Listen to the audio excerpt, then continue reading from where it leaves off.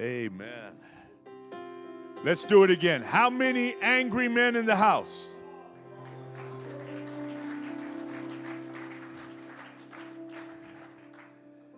Oh my, that was a powerful word. Thank you, Maya, for that word. It encouraged me to keep on fighting.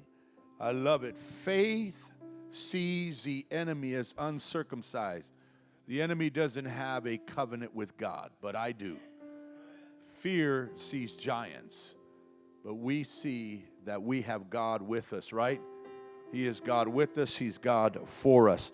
Well, I've been given the assignment on dealing with the Goliath of anger, and I'm grateful for the opportunity of dealing with this. I told my church, I think they've heard that I've battled with road rage. That's why Pastor Gary's having me deal with this giant, all right?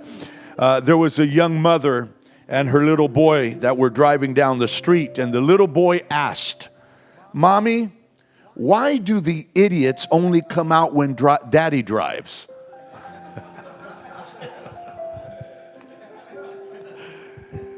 When we talk about anger, it's important to understand that what is at the heart of anger, or at the root of anger, is the idea that you owe me.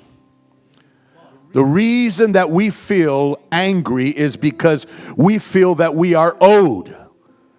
The reason why I get angry on the road is because I feel like everybody on the road owes me an express lane. And if you interrupt that, you're in debt to me, right? The reason why we get angry at God is because we feel like He owes us something. And as a result, we become embittered when He doesn't do what we want Him or what we feel He owes us. The reason why we have conflict with our spouse if we're married is because we feel that they owe us.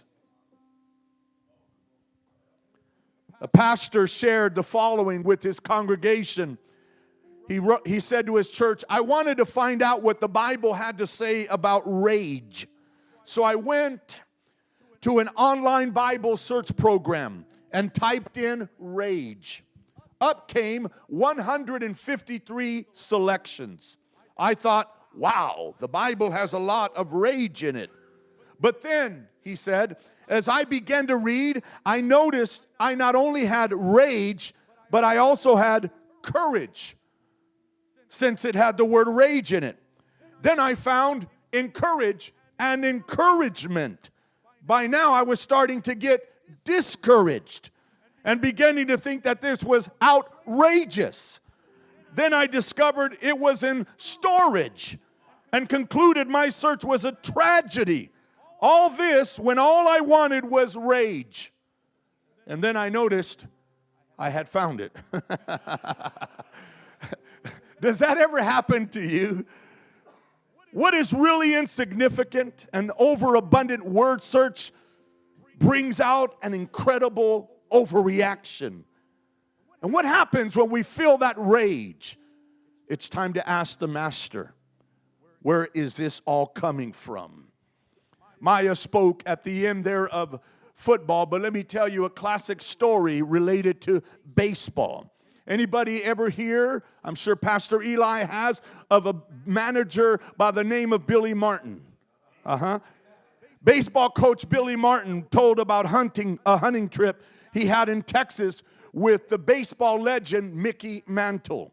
Mickey had a friend who would let them hunt on his ranch. When they reached the ranch, Mickey told Billy to wait in the car while he checked in with this friend. Mantle's friend quickly gave them permission to hunt, but he asked Mickey a favor. He had an old mule out in the barn who was going blind, and he didn't have the heart to put him out of his misery. He asked Mickey to shoot the mule for him. Mickey decided to play a trick on his hunting partner.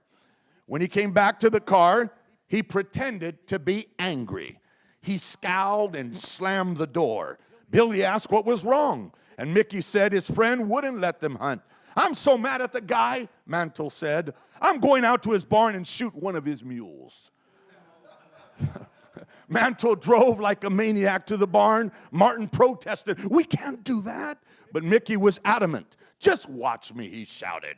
When they got to the barn, Mantle jumped out of the car with his rifle, ran inside, and shot the mule. As he was leaving, though, he heard 2 shots, and he ran back to the car. He saw that Martin had taken out his rifle, too. "What are you doing, Martin?" he yelled. Martin yelled back, face red with anger. "Well, we're going to show that son of a gun. I just killed 2 of his cows."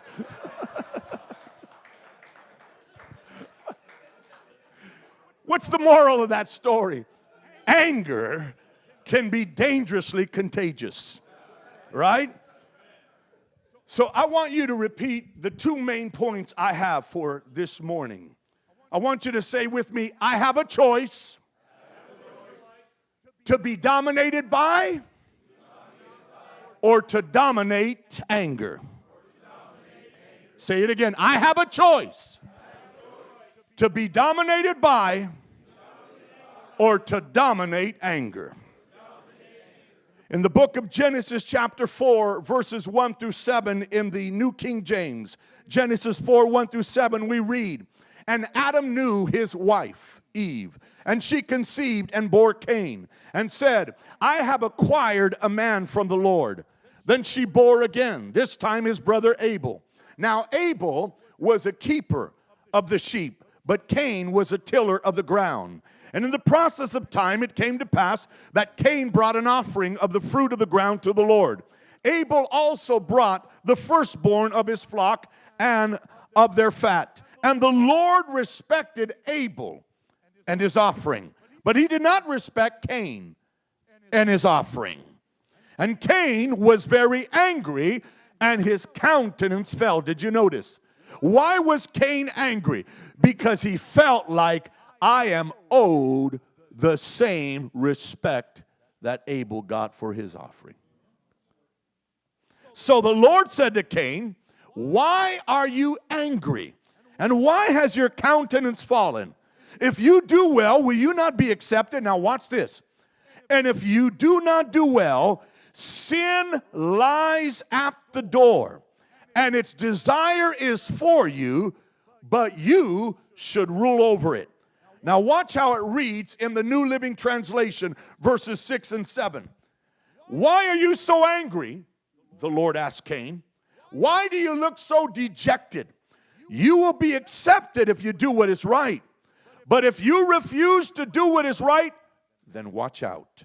Sin is crouching at the door, eager to control you. But you must subdue it and be its master." Remember, I have a choice. I have a choice. I can either be dominated by or dominate anger.